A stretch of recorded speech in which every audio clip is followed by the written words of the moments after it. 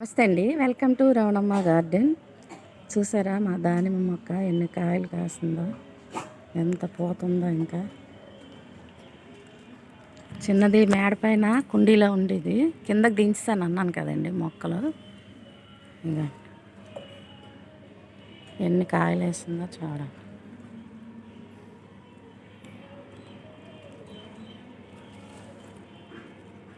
గుత్తులు గుత్తులుగా వేసిందండి కాయలు, చూసారా.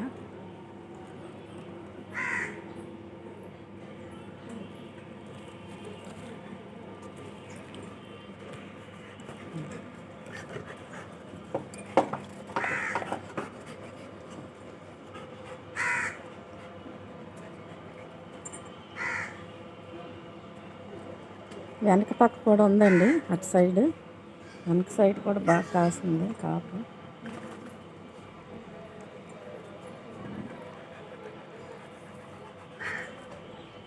ఇటువైపు చూసినా దానిమ్మకాయలేనండి, అంతగా కాపు కాసింది. ఇంకా కొన్ని కాయలు కోసిస్తాం. అప్పటికి నేను యూట్యూబ్ స్టార్ట్ చేయలేదు, ఛానల్ పెట్టడం. చాలా కాయలు కోస్తాను. ఇంకా బ్యాక్ సైడ్ కూడా ఉన్నాయి కాయలు. వీడియో పెద్దది అయిపోతే మళ్ళీ ఇబ్బంది అండి, షార్ట్లో తీసుకొని పెట్టాలని ఒక పక్కే వీడియో చేస్తున్నాను.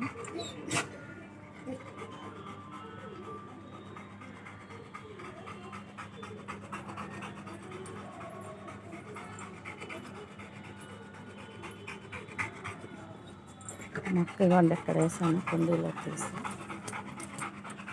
చాలా పెద్ద చెట్టు ఉంది. మా రాకి చూడండి ఎలా గింజిపోతుందో, ఇప్పిమని కట్టు. బాయ్ అండి, ఉంటానండి. మీరు మొక్కలు పెంచుకోండి, చక్కగా ఆర్గానిక్గా పండించుకొని మంచి ఫ్రూట్స్ తిని ఆరోగ్యంగా ఉండండి. ఏ ఎరువులు మందులు వేయకుండా మా ఇంట్లో బియ్యం కడిగిన నీళ్ళు, పప్పు కడిగిన నీళ్ళు, అన్నవార్చిన గంజి, వంటింట్లో వచ్చిన వేస్టేజ్ కూరగాయలు, పళ్ళ తొక్కలు అన్నీ ఇలాంటి బాటిల్లో వేసి ప్రతి కుండీలో ఒక బాటిల్ పెడతాం.